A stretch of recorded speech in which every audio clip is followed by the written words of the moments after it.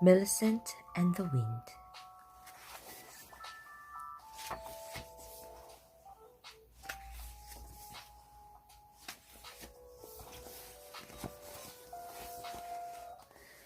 One morning, when all the world was quiet, Millicent stood on her mountain top and looked at the world. She saw trees and rocks and sunshine and clouds, but no other children. Far away in the valley was where the other children lived. It took 3 whole days just to walk there. Millicent had no friends. On this morning, someone whispered very softly, "Hey, Millicent." Millicent looked all around, but all she saw were trees and rocks and sunshine and clouds. Then someone whispered louder, "Hey, Millicent." This time, Millicent said, "There's nothing I see except trees and rocks and sunshine and clouds, and they cannot talk. Who are you?" "Millicent," whispered the voice, "I'm the wind." "Oh no," said Millicent. "The wind howls and rolls and whistles and rustles. It doesn't talk." Then the wind blew Millicent's dress around her legs very softly, touched her face and hair, and said, "I'm the very wind of all the world. I blow when I wish and talk when I want to. The day is so quiet and the sunshine so yellow that I feel like talking right now." "Well," said Millicent, "I have no friends and lots of time. Can you play tag?" "Certainly," said the wind. So they played tag, running among the trees and the rocks and the sunshine. "Come back tomorrow," said Millicent, and the wind did not come back every day.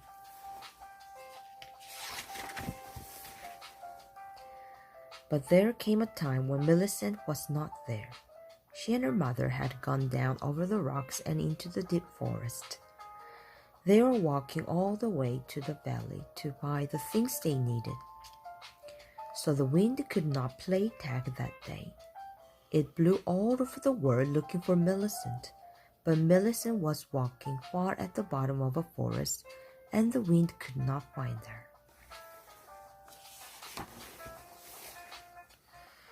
Millicent and her mother walked for 3 days and finally came to the valley where people lived. When they walked through the valley, all the children came out of their houses and looked at Millicent. One boy with red hair said to Millicent, "Who are you and where do you come from?"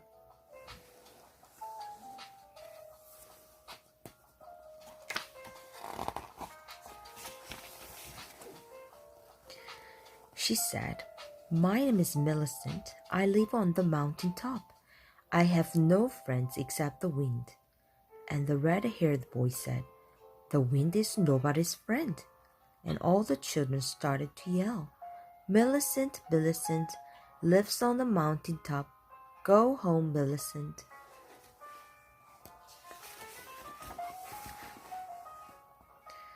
Then a strange thing happened. A very large wind came and picked the red-haired boy right up into the sky and tumbled him around like a leaf until his clothes were all tatters and his hair was a mess. All the children ran away. Millicent and her mother went to the town and bought the things they needed, but Millicent was sorry that the children had run away.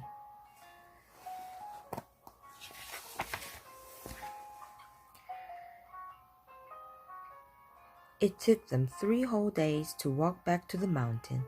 When they got there, Millicent looked at the trees and the rocks and the clouds and the sunshine and wished that she had somebody to play with besides the wind.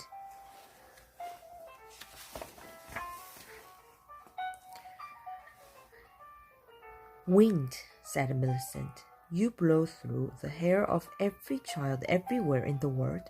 Can you find me someone to play tag with?" "Boy or girl?" said the wind. "Get me a friend," said Millicent. The wind turned into something huge and enormous that rumbled the rocks and bent the trees and whistled off far away until Millicent could not hear it anymore.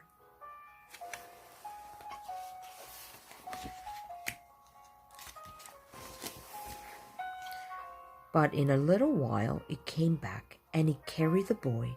The wind put him down. Millicent looked at the boy. The boy looked at Millicent.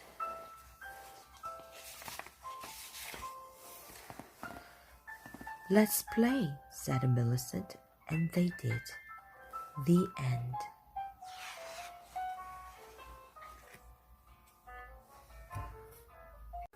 The Berenstain Bears count their blessings.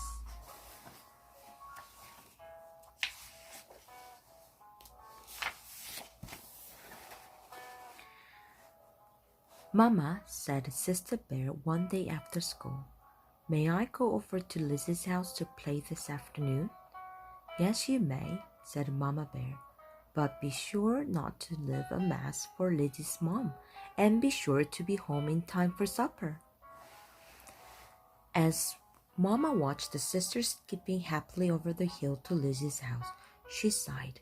She knew exactly what was going to happen when Sister got home. And it wasn't just when she got home from Lizzie's.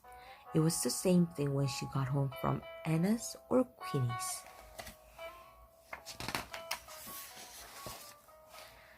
Anna's got her own phone in her room, Sister would complain, or Queenie's got her own phone and her own TV in her room.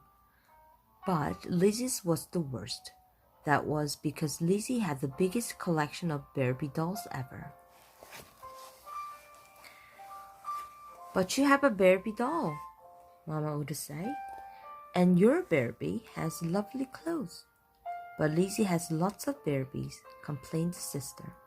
"She's got high fashion Barbie, super sport Barbie, tropical Barbie, motorcycle Barbie, and just a married Barbie. And just a married Barbie has a whole trousseau." Then Mama usually said, "Please, Sister, I've heard quite enough about Lizzie's Barbie collection."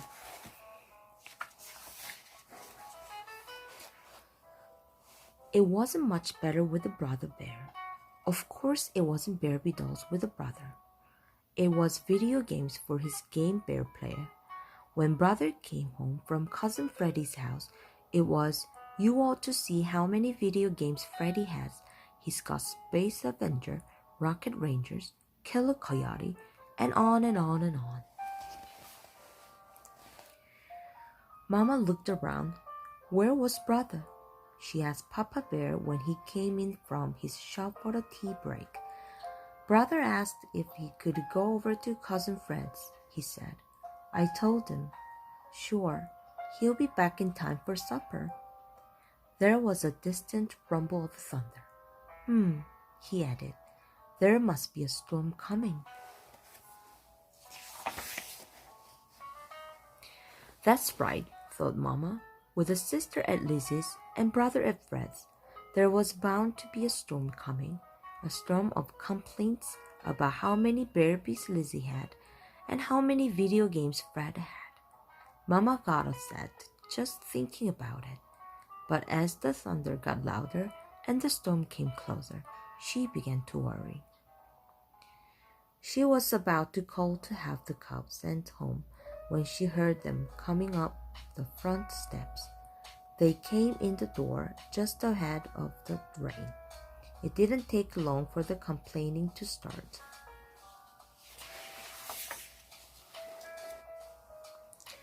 "Lizzie just got equestrian Barbie," said a sister.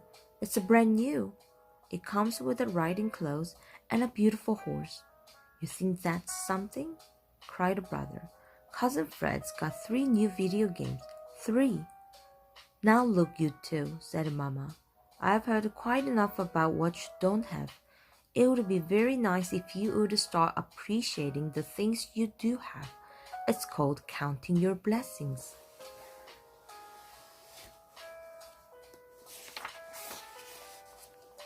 "Like what?" asked the sister.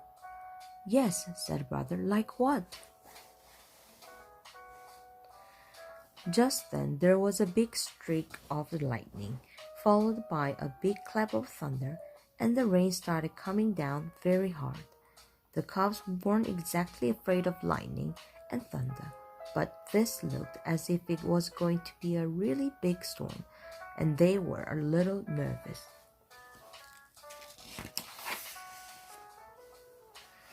"Well," said Mama, "like this warm, cozy house that protects us against the weather.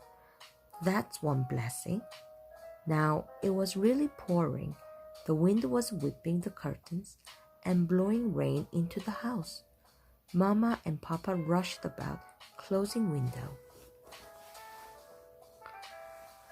There was another lightning flash and another thunderclap. "And we have each other," said Mama, bringing the cubs close. "That's another blessing." That's when the biggest lightning flash yet lit up the sky. It was followed by a clap of thunder that shook the very air. "Yipe!" cried a sister, jumping into Mama's arms. "Help!" cried a brother, jumping into Papa's arms.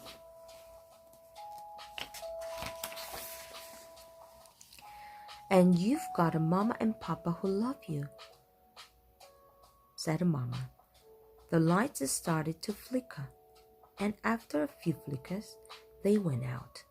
"And you have a Papa who knows how to make a fire in the fireplace," said Papa.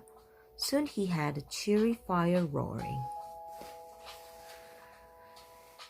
"And a Mama who knows how to make cocoa over it," said Mama. She hung a cookpot over the fire. Soon they were sitting in the glow of the fire, sipping hot sweet cocoa. What a blessing that was!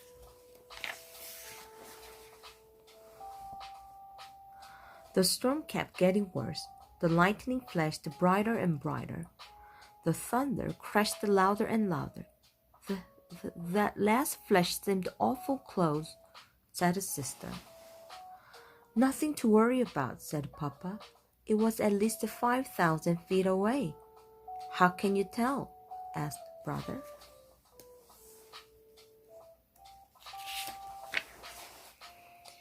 "Easy," said Papa.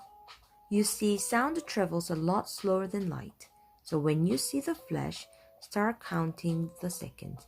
1, 2, 3, until you hear the thunder. Then you figure out 1,000 feet for each second." Just then there was a flash. The cubs started counting. 1, 2, 3. On 4 there was a big thunderclap. "That flash was about 4,000 feet away," said Sister. "Very good," said Papa. Outside, the storm raged on. But inside their sturdy treehouse, the Bear family was cozy and warm. As the storm grew worse, they sipped cocoa and counted out the thunder. The counting helped. Papa explained what lightning and thunder were. Lightning was a big electrical flash that traveled between storm clouds and burned up the air.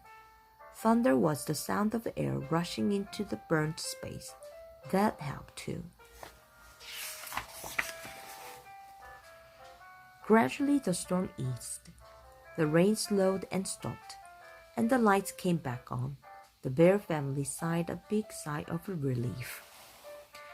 Then Sister started counting again. "Why are you counting, dear?" asked Mama. "The storm is over." "I'm doing what you said, Mama," she said. "I'm counting my blessings."